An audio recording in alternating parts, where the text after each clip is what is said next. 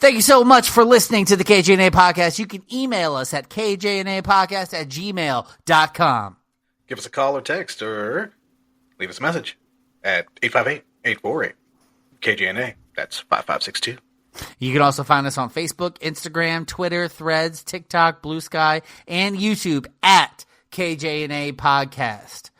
Don't forget, we have 6 hours of bonus content over on our Patreon, patreon.com/KJNA Podcast. And if you want to donate to us, find us at buymeacoffee.com/KJNA Podcast. Thank you so much for listening. Love you.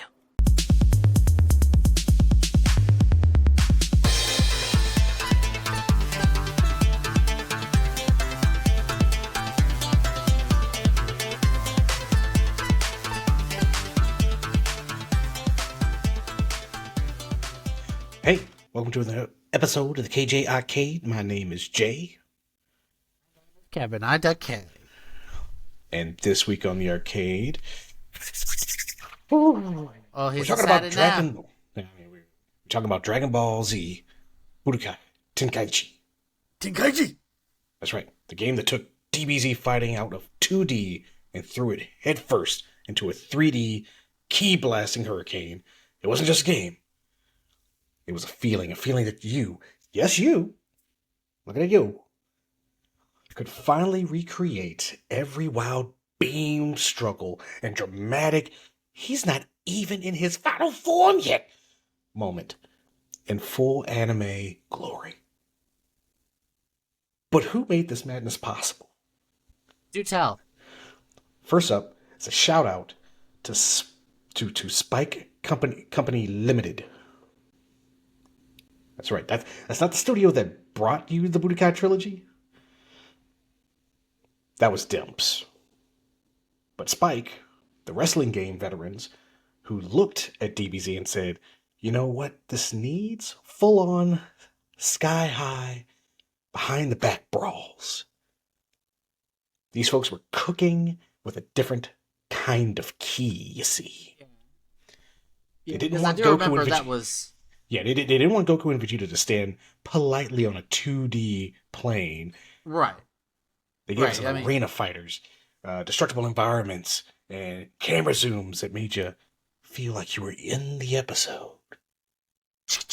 And they talk to each other. Oh, straight from the show. Uh-huh. That was some of the best stuff. Yes, dude, you're recreating everything from the show. But now you get to play it. You get to be a part of the action, headlong. So, as far as developer pieces, we had like the producer Ryo Mito, the director Kenji Nakajima, the composer Kenji Yamamoto, and How often did you play this game? Oh, I remember the first time I got this game. Me and two buddies literally sat there for a whole day, and we just passed the controller 1-to-1, and we beat that bitch in a day. We were just like, yep, we did it. It was us. I mean, I can't say I haven't done similar with games. Yeah.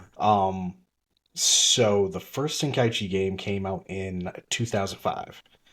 And had about 60 characters. So the transformations were separate slots. So yeah, you could have base Goku go against Super Saiyan Goku and Super Saiyan 3 Goku, but they were all different characters. They weren't Goku transforms into all these characters. It's just Goku in all the forms. That's why it had 60 characters. Little sad. But and yeah, in hindsight, it was a little clunky when it first started. But then we got Tenkaichi 2, and then we had 120 characters. But it covered everything from Dragon Ball Z, Dragon Ball GT, the movies, and yes, even Garlic Jr. for one of the very first Dragon Ball movies. Yeah, he showed up. And this first time that fusions could happen. Okay. Yes.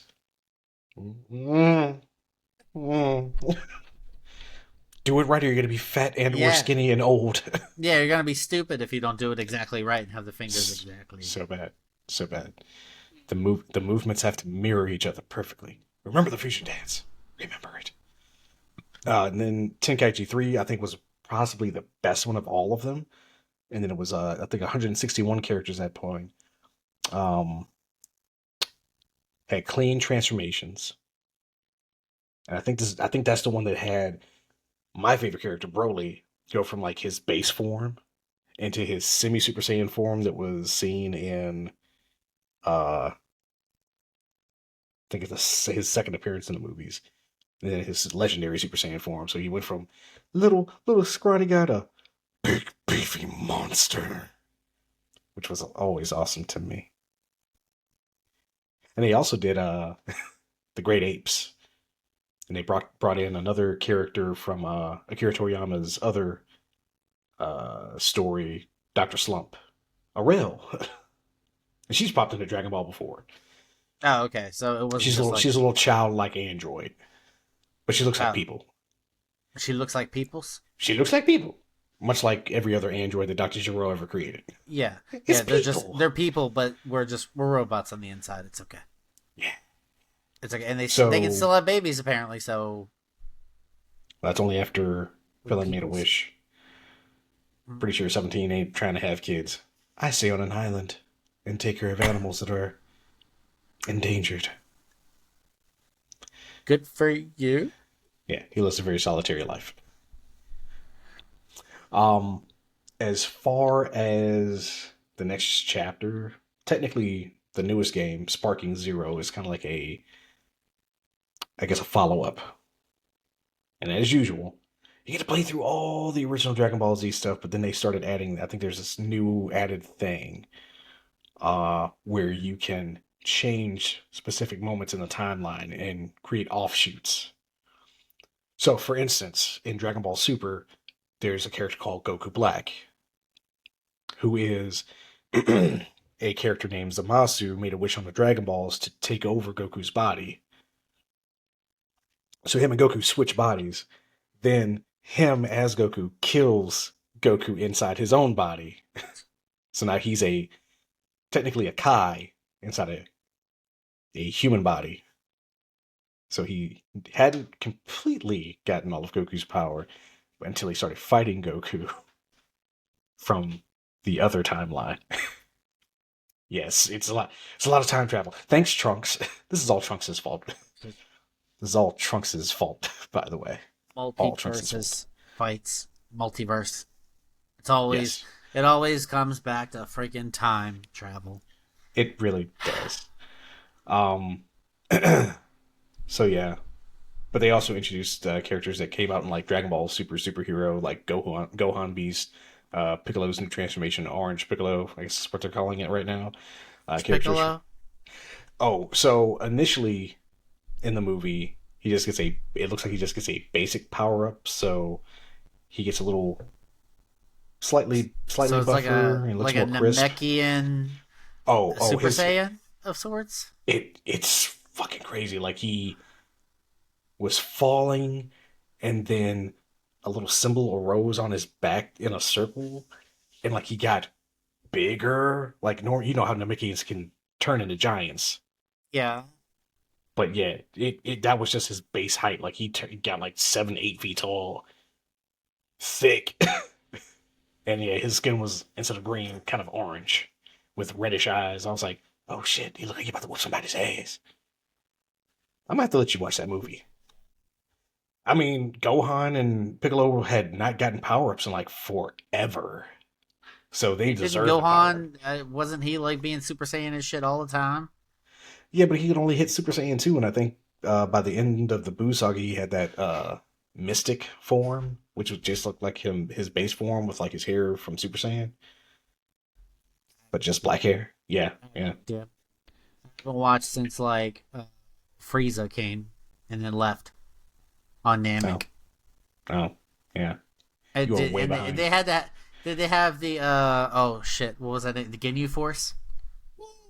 Yes, the Ginyu Force was in the game. Yes. The Ginyu Force showed up in the second game. As well they should. Yeah, considering that Raccoon was a fucking problem. I mean, it's not every day you see a guy named Vegeta get planted in the ground, face first. Oh, that shit was crazy. That was great. You saw that. You saw it. It's been a long time since I watched Dragon Ball Z, sir. Been a long time. It's on Hulu right now. Well, I don't have Hulu, so I don't know if I want to watch Dragon Ball Z. I would not like to sit and watch them talk about a shot they're going to take 2 episodes from now. Over and over and over again. Yeah, every time. What am I going to do? Oh, I remember one time I shot a shot, and it was blah, blah, blah, blah, blah. Oh my God, just do it. Terrible. But not wrong. It is one of these shows that really does talk a lot instead of showing all the action that you really want to see. Yeah, get more like Solo Leveling or Sword of the Stranger. Like, fucking wreck that shit. Just do it. Should really wreck that shit. Just do it. Like, the only time they throw multiple punches is when they're in each other's face. Like, and then you see, like, the fights, and then they back away, and then they talk about their super shot they're going to do for... Yeah, they kind of alleviated that with Dragon Ball Super. I think. Did they? I think so. Okay. I feel like the fights weren't as broken up, but it wasn't like the narrator constantly like talking about what was going on. Yeah, like we get it. Rest in peace to I cannot remember the name of the narrator, but he did pass, so rest in peace to that guy. But yeah, Tenkaichi series. It was Dragon Ball's ascension from 2D to 3D, and it was just amazing. And you got to relive the story in every game. With more characters. A lot. Yes, because Dragon Ball... Because, yeah, eventually they did add in Dragon Ball. You had Dragon Ball Z.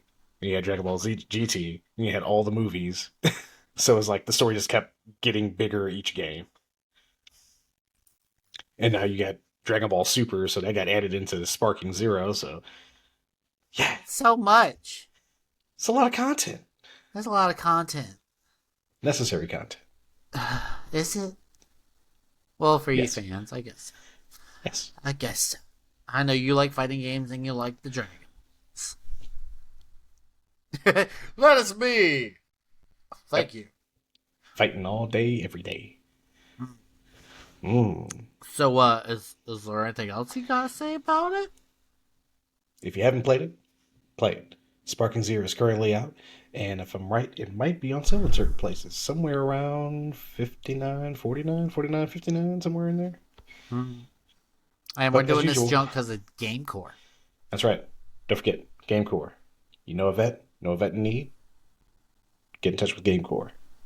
They're here to help. Yup. And we helping. That's it. Is there anything that you need to say, or because that is for thanks for listening? We want to thank you for listening. Support GameCore. Support us. Have funs. We love you. Bye.